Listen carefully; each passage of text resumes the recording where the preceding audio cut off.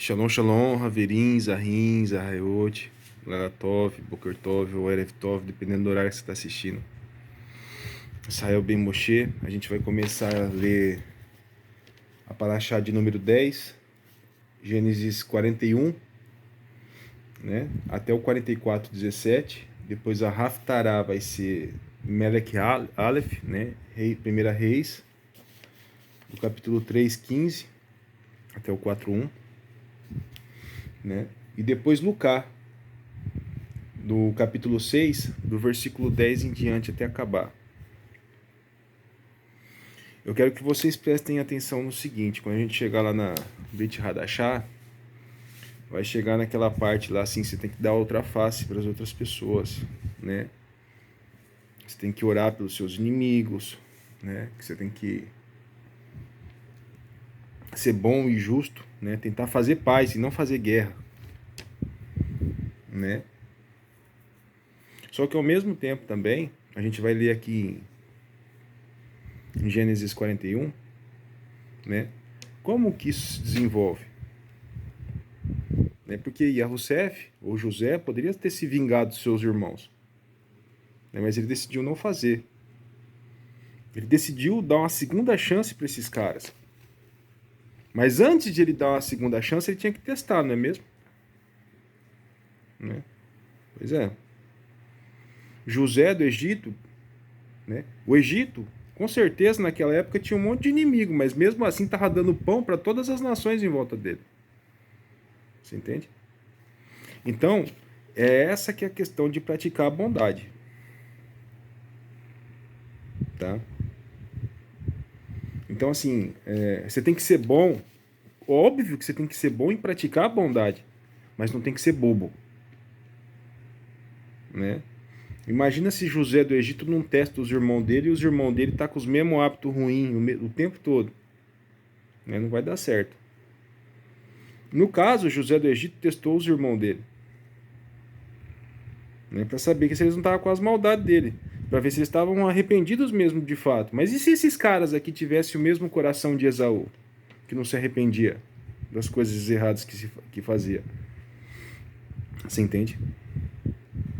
Eis a diferença. Esaú não se arrependia de nada. E por isso, você já conheceu aquelas pessoas que falam assim: meu irmão, eu só me arrependo daquilo que eu não fiz. Né? Se afasta. Quer um conselho? Se afasta desse tipo de gente. Uma pessoa que não tem um coração redimido, guerreiro, né? Que quando vê que ele cometeu um erro, se arrepende e chora, né? Se afasta, guerreiro. Né? Você tem que ter um coração redimido. Você tem que ensinar para os seus filhos a se arrepender de fato, de verdade. Né? Você tem que colocar a Yahweh acima de tudo e se arrepender. Mas ao mesmo tempo também, você não pode ser bobo. Né? E a Rousseff testou esses irmãos dele aqui. Né? Antes de sair dando a face para eles de novo. Né? Você tem que ser bom, tem que ajudar os outros? Tem. Mas até que ponto? Né? Lá no Novo Testamento vai falar que você tem que ser bom, que você tem que ajudar os outros, que você não pode fazer guerra, que você não pode fazer... Né? Quando a gente chegar nessa parte de Lucas aqui, ó, do capítulo 6 até do versículo 10 até terminar, você vai ver que você tem que praticar a bondade o máximo possível. Quanto mais você pratica a bondade, né, mais fruto bom você vai colher. Né? Mais os seus frutos, que os seus filhos vão ver que você pratica a bondade, eles vão querer fazer a mesma coisa. Todos os dias de sua vida. Né? Mas e se você só pratica a maldade e seus filhos estão vendo isso? Será que os frutos dessa árvore vai ser bom? Não, meu irmão, não vai. Você entende? Então você... Eu quero que você preste bastante atenção. A gente está começando essa paraxá agora. E até a gente terminar ela, já coloca isso na sua cabeça. Tá bom? Vamos lá. Gênesis 41. gente vai ler só o 41 agora, depois no próximo vídeo a gente lê o 42, porque assim, essa paraxá, eu acho que todos os vídeos dela vai ser muito grande. Muito grande, eu acho que é pleonasmo, né? Vai ser grande. Pera aí, vamos deixar a folhinha aqui de lado, a folhinha da cola, da colinha. E veio a se passar que, ao término de 2 anos completos, Faraó sonhou que ele ficava de pé junto ao rio. Né? O Faraó vai começar a sonhar aqui agora. Né? Você lembra que a gente falou lá atrás lá, que os sonhos são proféticos? Né? Que todos os filhos de Israel, quando José falou que sonhou, todos eles conseguiram interpretar também? A casa de Israel sempre consegue interpretar o quê? O que é sonho, guerreiro? Que é o quê? É uma profecia. Você vai ver que Shilomo também sonha. Né? Quando o Criador chama ele para perguntar o que ele deseja, porque ele é filho de Davi, né? Para ele começar a ser rei. Né? E o Criador fala com ele no quê? Num sonho, não é? Ele pede o quê pro Criador? Sabedoria, não é? Tá entendendo?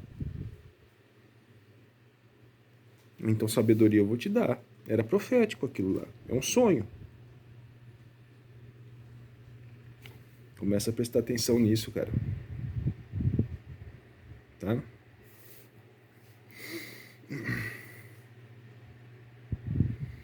E veio a se passar que, ao término de 2 anos completos, o faraó sonhou que ficava de pé junto ao rio. E dali subiu 7 vacas gordas, de bom aspecto, e elas se alimentavam em um prado. E outras 7 vacas subiram após elas para fora do rio, mal cuidadas e magras, e ficavam no meio do rio, no meio das outras vacas à margem do rio. E as vacas feias e magras comeram as 7 vacas de bom aspecto e gordas. Então o faraó despertou. Vai vendo.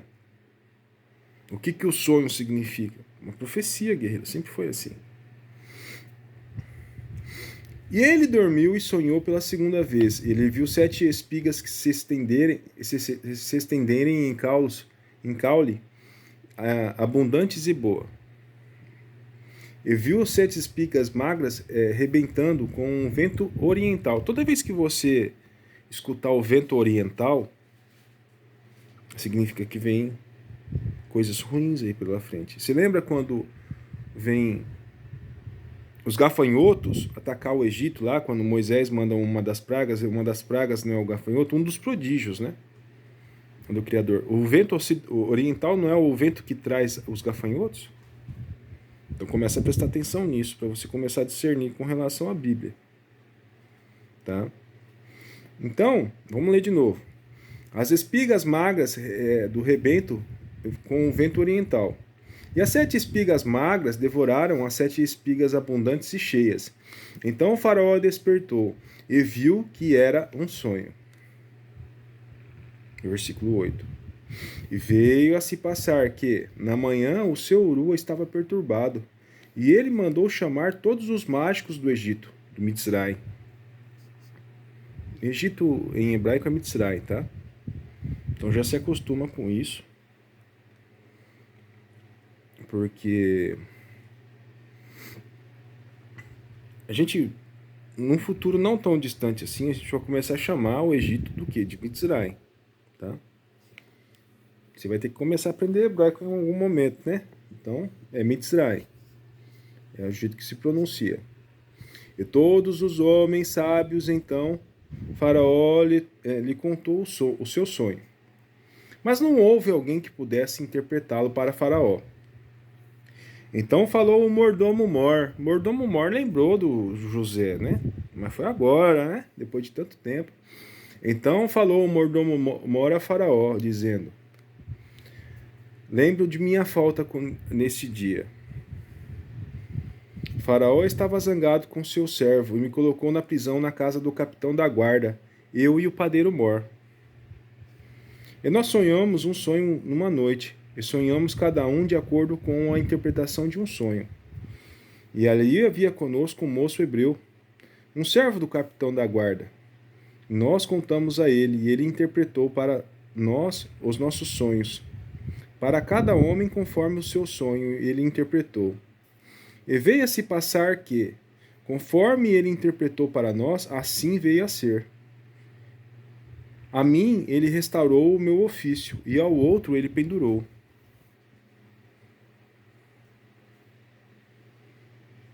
Olha o que acontece agora. Então o faraó os enviou e chamou José e a Rousseff, e eles o tiraram depressa para fora do calabouço. E ele cortou a barba e mudou de roupas e veio a Faraó. Israelita não pode cortar a barba, tem um mandamento que fala que não pode cortar a barba. Ele ia se parecer com um egípcio agora. Por que será que isso acontece? Colocou vestes novas. Por que será que isso acontece? A vida de todos os nossos patriarcas prefigura a vida do Messias, tá? Roma não desenhou um Messias sem barba? Não desenhou um Messias com roupas romanas e não hebreias? Imagina como se fosse José do Egito, a figura do Messias.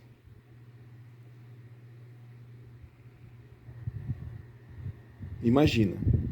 Ele prefigurando o Messias.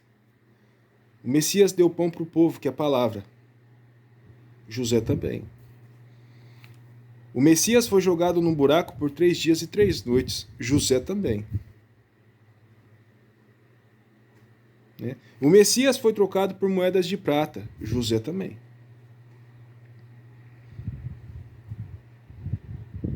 O Messias, ele comprou tudo para quem? Para o Criador, Yahweh de Sevaot. E José? José comprou tudo para o faraó. A única pessoa que estava acima dele. Aqui nessa terra. Estava prefigurando quem? José, o filho, o Messias. Né? E depois acima dele quem? O pai. O faraó não foi um pai para José? Tá entendendo? É uma prefiguração. O Messias comprou tudo para o Criador também. Ele comprou a gente como servo, né, através da vida dele.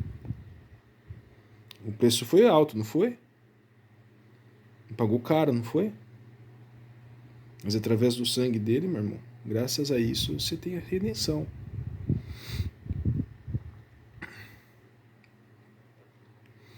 José foi chamado de Zafenate Paneia. Sabe o que significa Zafenate Paneia? O Salvador do mundo. E o Messias? O Salvador do mundo também, né? Pois é, né? Tá entendendo, meu irmão? Vamos continuar lendo?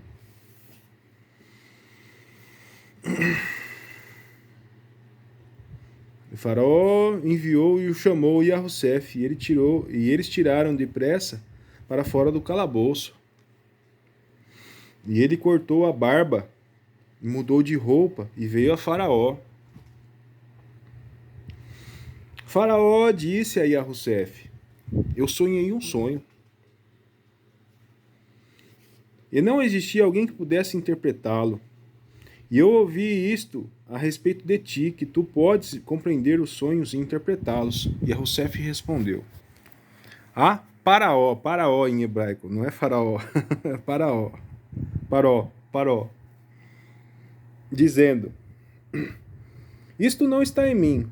Contudo, Elohayã, ou Elohim, dará a Paraó uma resposta de Shalom. Todos os da casa de Yahussef sabiam interpretar, não é mesmo? E o menino também, obviamente. Menino não, né? Que já tinha 30 anos aqui já, tá? E Faraó disse a Yahussef: em meu sonho eu estava de pé sobre a ribeira do rio. Dali subiram 7 vacas gordas de bom aspecto, e elas se alimentavam em um prado. E 7 vacas subiram após elas, e eram míseras, e muito feias e magras, o qual nunca vi em toda a terra do Egito, pela feiura delas. As magras, as vacas mal cuidadas, devoraram as primeiras vacas, as gordas. E quando elas tinham comido, não se podia ter notado que elas tinham comido as outras, mas elas continuaram feias e magras, como no princípio. Assim eu despertei. Eu vi em meu sonho 7 espigas, que se estenderam com caules abundantes e bons. E vi 7 espigas murchas e magras, do rebento do vento oriental, saltando após elas. As espigas magras devoraram as 7 espigas boas, e eu contei isto aos mágicos, e não houve ninguém que pudesse declarar isto a mim. E a Rousseff disse a Faraó: os sonhos de Faraó são um. São Errade, são um. Elohayam mostrou a Faraó o que está pronto a fazer. E já vai fazer daqui a pouco tempo. Não vai demorar muito. As 7 vacas boas são 7 anos. E as 7 espigas boas são 7 anos. O sonho é Errade, é um. Né? As 7 vacas boas representam 7 anos. E as 7 espigas boas também representam 7 anos. E as 7 vacas magras e feias, que vieram subindo após as outras, são 7 anos. E as 7 espigas vazias, rebentadas, do vento oriental, será 7 anos de fome.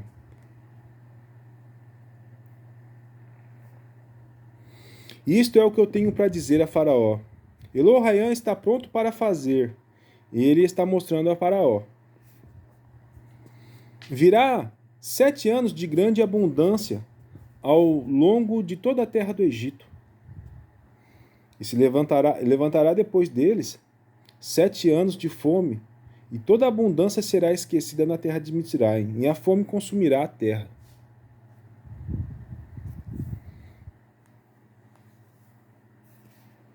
A fome vai consumir a terra. Será que tem chance disso acontecer nos dias de hoje? Você vê que é um evento regional, da região ali do Oriente Médio. Mas assim, hoje em dia existe 8 empresas no mundo todo que controlam o mercado de alimento. Você sabia disso? Se essas empresas combinar o preço e subir o preço estratosfericamente, nós estamos todos pregados, meu irmão. Vamos supor que eles fazem que uma empresa comece a engolir a outra e só reste uma depois disso, né? Você já sabe qual que é, Nestlé, Coca e por aí vai, né? Mas vamos supor que essas empresas se unam e comecem a monopolizar o mercado e o preço do alimento inflaciona. Você não vai passar fome, meu irmão? Eu não vou passar fome. Né?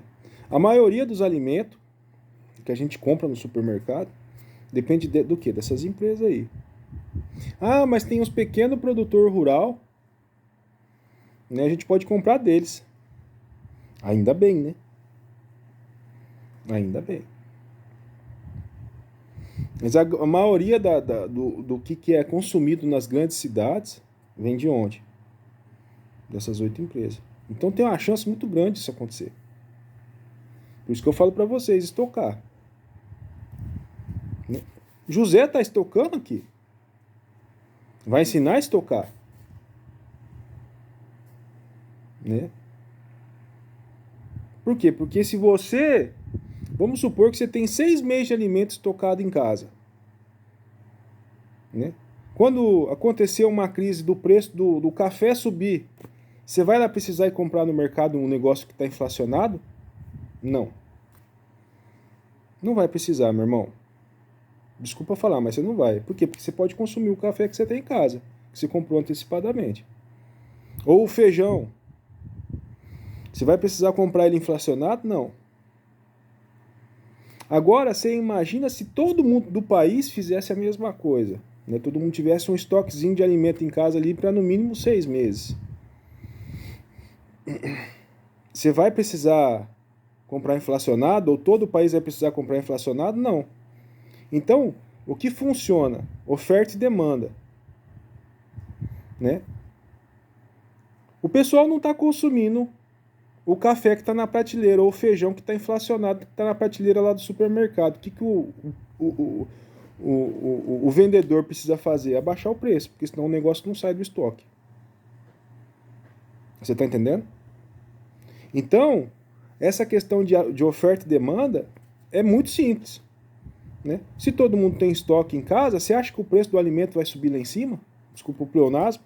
Não, não vai, meu irmão. Você controla o preço do mercado. Né? Que nem aconteceu a greve dos caminhoneiros lá. Um monte de gente passando necessidade. Né? Mas se tivesse um estoque em casa, né? Ia precisar estar aquele desespero todo?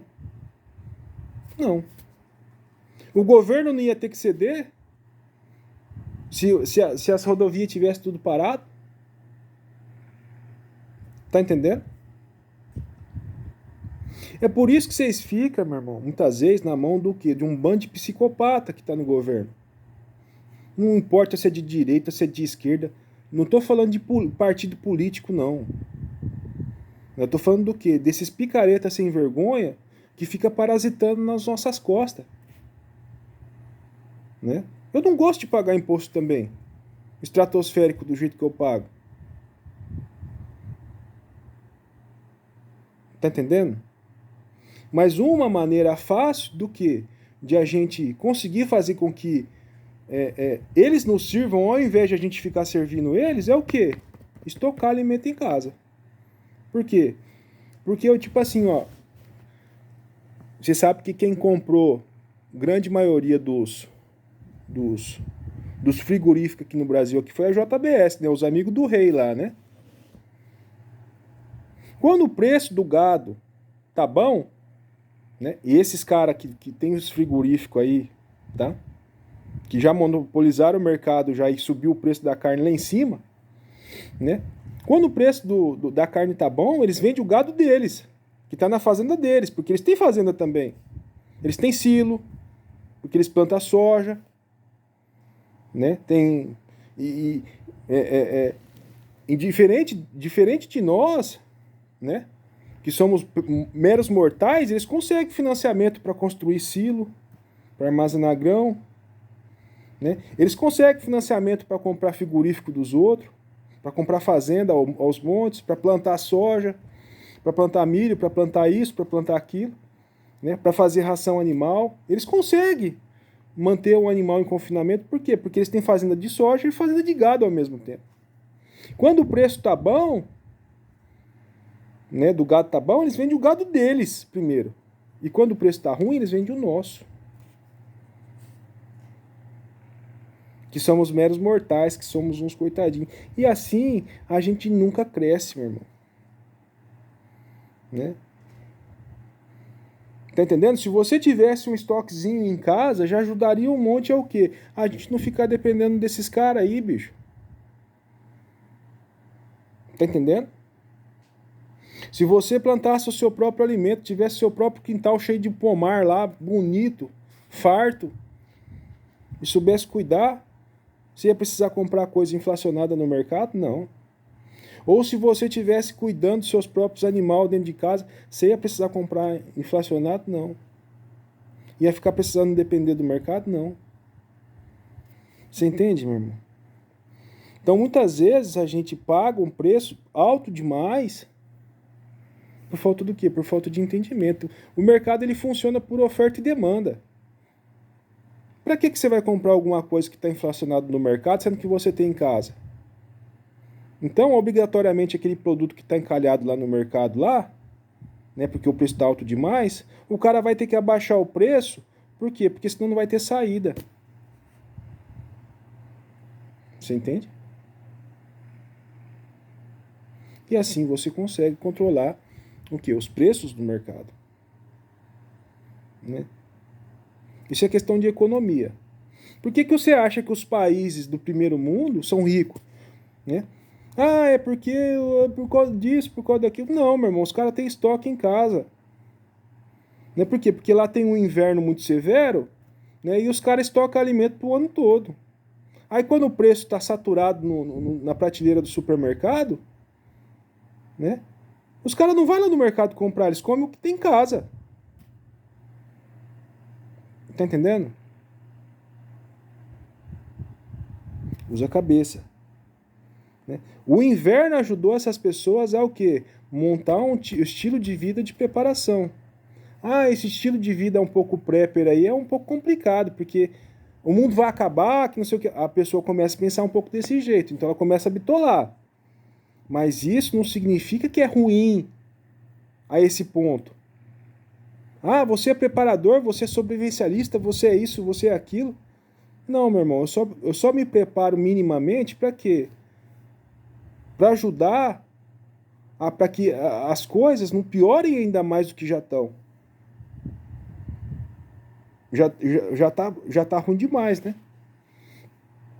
Você entende? Então você manter um estilo de vida mais autossuficiente e mais preparado, né? Faz com que você não sofra tanto na mão de governante, tá? Desses governantes. E a gente sabe que a maioria desses governos tudinho dos dias de hoje é todos governos do quê? De raça satã. Desculpa falar, mas essa que é a verdade. Ah, é de direita, não é, não. Não tô. Todos. Eu tô falando de todos, guerreiro. Tá? Não importa se é de direita, de esquerda, de centro, é todos, eu tô falando de todos. Você entende? Ah, tem uns que é menos ruim. Aí eu concordo com você. Mas esse menos ruim não significa que é o governo perfeito. Tem os menos ruins. Tá? Vamos lá, vamos continuar.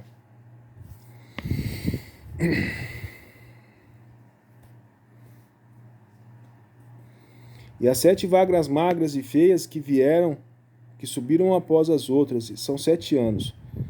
E as 7 espigas com rebentos do vento oriental são 7 anos de fome. Isto é o que eu tenho a dizer a Faraó. Elohaiã está pronto para fazer. Ele está mostrando a Faraó. Virá 7 anos de grande abundância ao longo de toda a terra do Egito. Logo em seguida, se levantará depois deles 7 anos de fome, e toda a abundância será esquecida na terra do Egito, e a fome consumirá a terra. Pode acontecer de novo. Isso aqui é um evento regional, meu irmão, não é um evento mundial. Né? Vai que acontece alguma guerra aí perto aí, ó. O pessoal para de plantar. Né?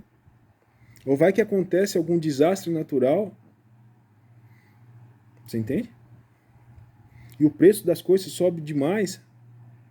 Ou essas empresas monopolizam o mercado aí e decidem subir o preço lá em cima. Então não custa nada você ser um pouquinho esperto, né? E a abundância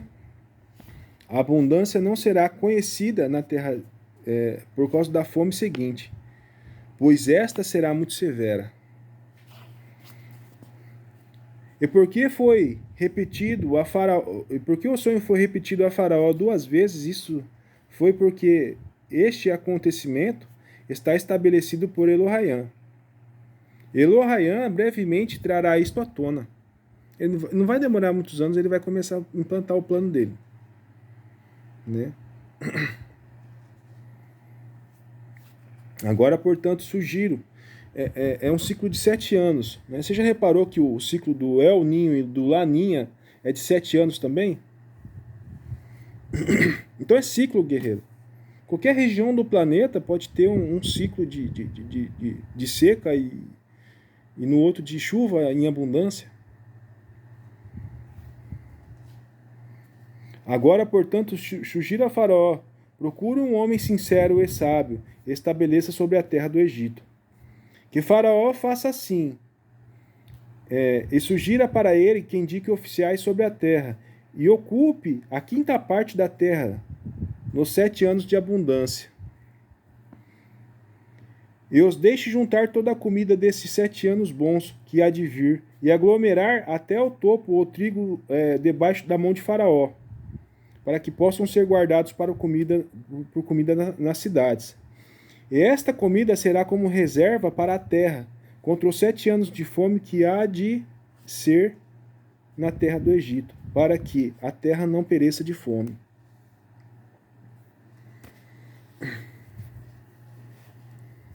Vou continuar aqui. Eu queria falar um negócio muito importante para vocês, mas eu acho que vou ter que fazer um vídeo à parte. O conselho foi bom aos olhos de Faraó e aos olhos de todos os seus servos. Então Faraó disse aos seus servos: podemos nós encontrar alguém como tal este? É? Um homem no qual o Urua de Elohaiã está?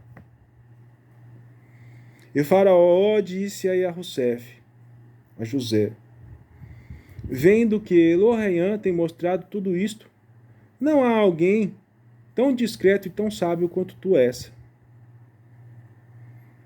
Tu estarás sobre toda a minha casa, e de acordo com a tua palavra todo o meu povo será governado.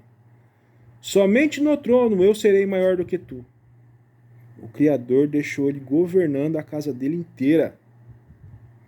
E Faraó disse a Yahussef: eu tenho colocado sobre toda a terra do Egito. Faraó retirou o anel de sua mão e o colocou na mão de Yahussef, e preparou-lhe vestes de linho, né, e colocou uma corrente de ouro ao redor de seu pescoço. O sinete do rei, meu irmão. Sem o sinete do rei você não faz nada. Até os homens terrenos, quando tem um anel do rei, o que ele fala é ordem para sempre. Você lembra lá de um marido de Esther? Né? Harash Verosh? Ele não podia voltar atrás naquilo que ele falava, se ele desse uma ordem. Se o Criador, se esses homens aqui que têm o anel do rei não voltam atrás naquilo que eles falam, imagina o Criador dos céus e da terra. Será que ele vai voltar atrás naquilo que ele fala? Se ele deu alguma lei, será que ele vai reverter ela? Porque ele vai quebrar o acordo? Não, é a gente que quebra o acordo com ele. Você entende? Nós que somos homens, que somos falhos, a gente que quebra o acordo com o Criador. Mas ele nunca volta atrás naquilo que ele fala. E todas as leis que ele dá, ele fala assim: essa lei é Leolam Vaed, para todo sempre. Para todo sempre é para todo sempre, guerreiro. Né? Não é para daqui 100 anos ela terminar, não. Para todo sempre é para todo sempre. Né?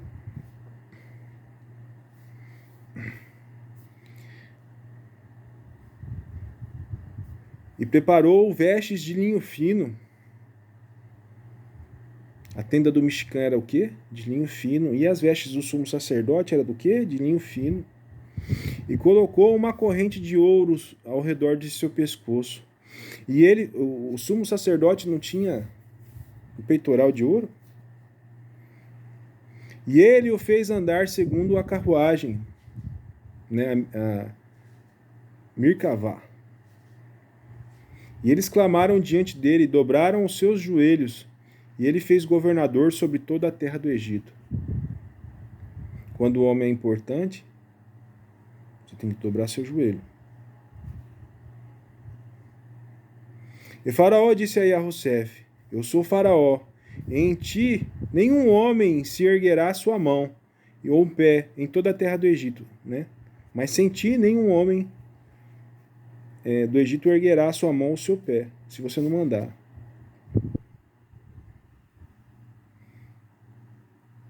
Faraó chamou o nome de Yahussef de Zafenat Paneia, o Salvador do mundo.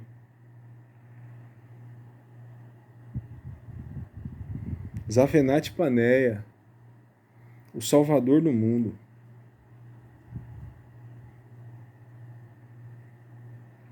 Paneia, quando fala assim, tem esse significado de Salvador do mundo na língua egípcia, Zafenat Paneia, mas quando a gente usa a palavra Paneia no hebraico, né? Panai é o Panai, né? Face a face. Quer dizer que esse cara aqui estava face a face com o Criador. Tem esse significado também. O Salvador do mundo, ele ficava face a face com o Criador. Zafenate Paneia. Aleluia.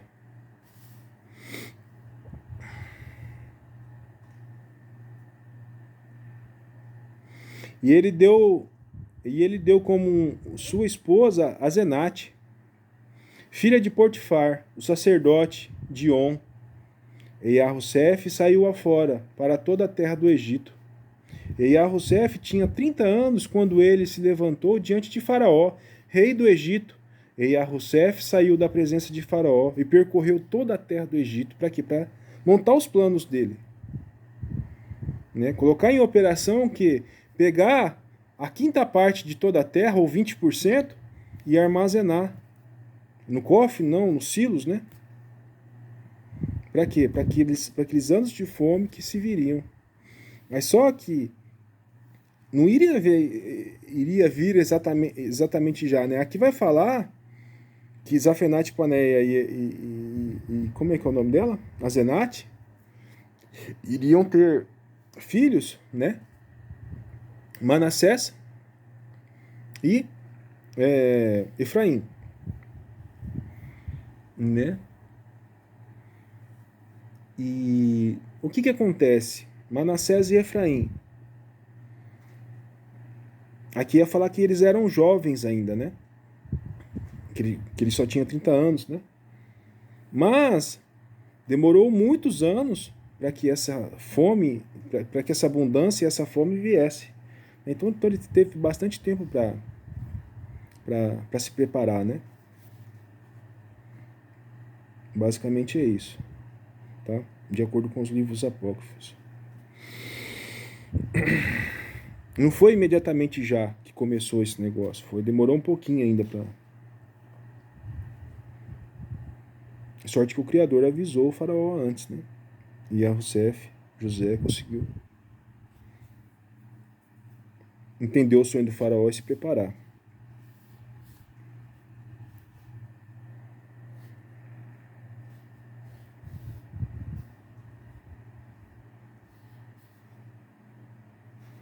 E Yahussef tinha 30 anos quando ele se levantou diante de Faraó, rei do Egito. E Yahussef saiu da presença de Faraó e percorreu toda a terra do Egito. E nos 7 anos de fartura, a terra germinou como muitos punhados, e ele acumulou até o topo, por 7 anos, toda a comida que estava na terra do Egito. E ele armazenou a comida nas cidades, e a comida do campo, a qual estava em torno de toda a cidade. Eles armazenou.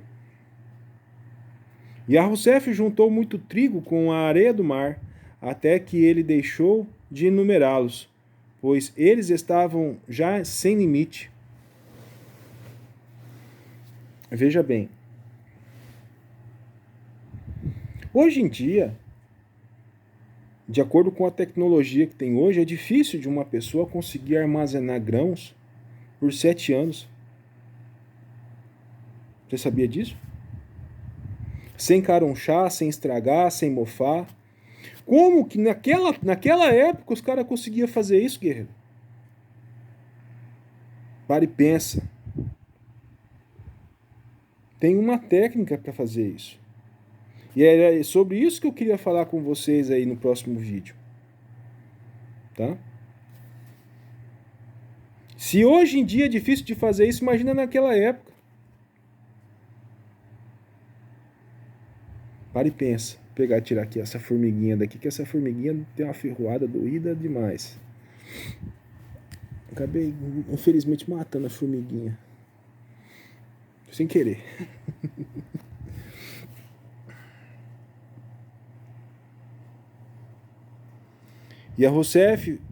A Yahussef foram nascidos 2 filhos, antes que viessem os anos de fome. Assim a Zenate, filha de Potifar, sacerdote de On, gerou a ele. E Yahussef chamou o nome do Bahor, do primogênito, de Manassés, porque ele disse: Elohim me fez esquecer de todos os meus problemas, de todo o meu passado na casa de meu pai. Me fez esquecer. É esse que significa o nome Manassés, esquecimento. Menachê.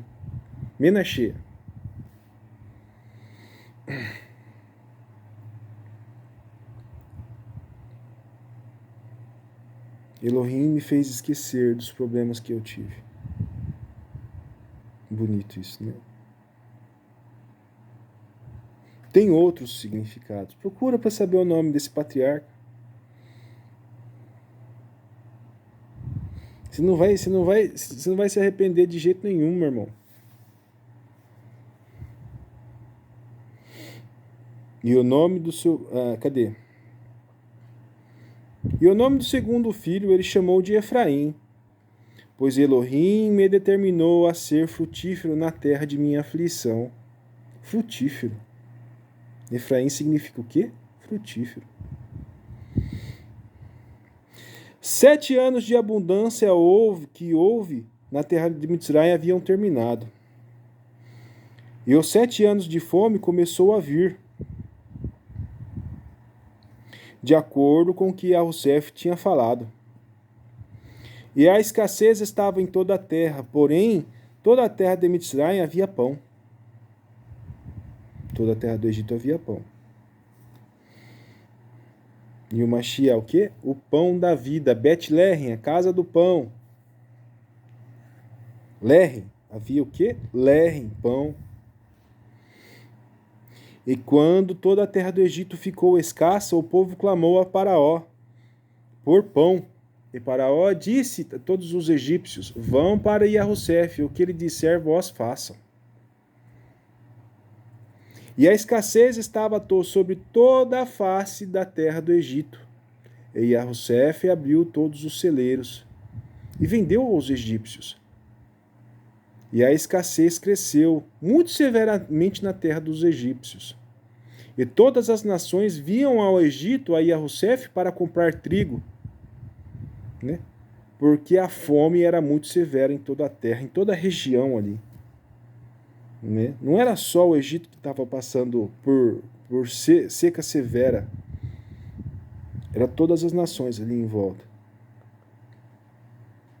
Mas foi um evento mundial? Não, não foi. Né? Mas naquela região ali o negócio foi tenso. Bom, já está com 42 minutos, vou terminar aqui, vou fazer um complemento de um vídeo com relação a esse capítulo aqui depois, beleza? Shalom, shalom, que Allah abençoe todos vocês, em nome do Mashiach Yahushua. Lalatov, Boker Tov, Erev Tov, filhos de Israel. Até mais, tchau, tchau.